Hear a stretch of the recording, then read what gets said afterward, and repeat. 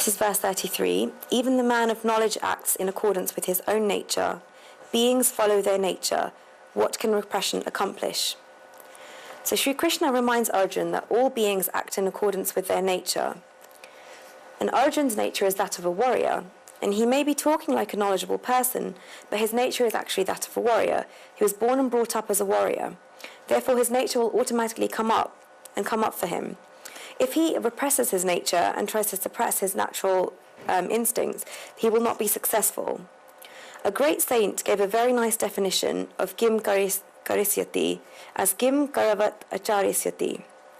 This is the beauty of the Sanskrit language here. In Sanskrit, Kim means what and Karisyati means to act. Therefore, Kim Karisyati means what should one do.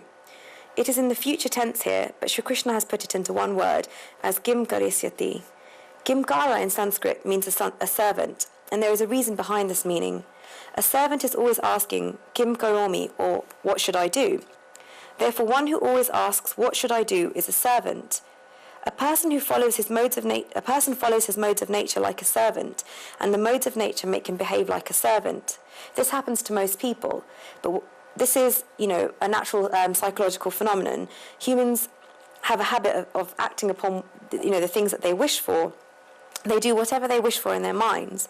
When a person keeps acting upon their wishes, then the intellect gets pressed. Then the intellect is pressed so much that it gets to the limit and it forgets its own ownership. It loses the sense that it is the owner. It loses its ability to organize its wishes or to impose its ownership over wishes. And therefore, the intellect also gets pulled by the wishes. The intellect then becomes hooked. If you give, for example, a child everything that it wishes when it's young, when it grows older, when its problem-solving facility will sort of close and it becomes despondent, and when they have a circumstance where they don't necessarily get everything they want, they're not able to deal with the situation. They become hesitant and despondent when it reaches difficulties as an adult. It doesn't have practice of such circumstances. Therefore, an intellect that is pressed on by wishes becomes finished. When one's own nature becomes forceful, then repression does not work. Move on to verse 34.